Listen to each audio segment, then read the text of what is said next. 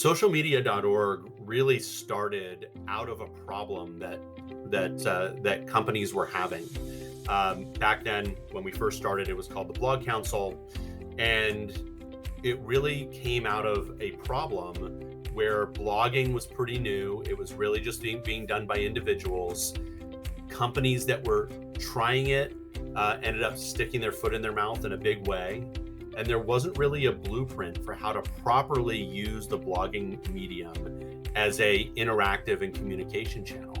And at least on a business level, plenty of good examples from an individual perspective or from a content perspective, but nothing for individuals at companies and how to do that properly in a way that was going to benefit that organization.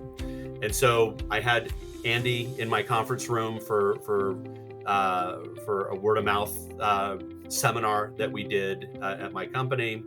And I started talking to him, and while he swore up and down he would never lead a industry organization again, I started talking to him about the challenges that companies were facing when it came to blogging, and how we needed to solve for that. And that I had talked to a bunch of different companies and people at different companies, and they were all having the same problem. Andy went back, talked to a handful of different companies, people at different companies who were part of his inner circle. And he came back to me and he said, yeah, you're right. This is a problem. We need to figure this out. And so that out of that is what birthed the Blog Council, which became socialmedia.org. We had our first conference at a hotel adjacent to Universal Studios in Orlando. And in that room, we had about 30 people representing about 15 or 16 companies. And it was tremendous to be in a safe environment where there were no vendors. It was just us as marketing and communications professionals at big companies who were trying to figure out how to properly use what at the time was a new medium, and really the starting point for social media in a business sense, and figure out how to utilize this blogging channel in a way that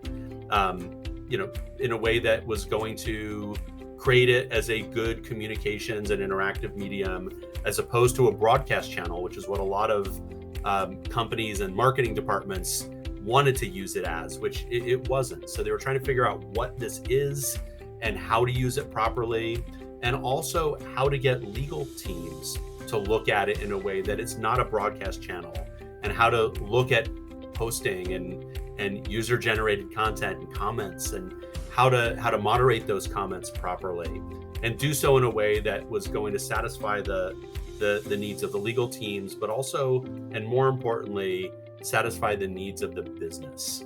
And so there was a lot of education that came out of that, a lot of material that came out of these first early meetings of how to educate different business organizations on the channel and how to use it properly. So we ended up coming up with a really good blueprint for organizations, and everything just grew from there. And it's tremendous to see what everything has evolved towards now. And it's exciting to see all the tremendous leadership that has been part of socialmedia.org, not just from the very beginning, but over time, and continues today.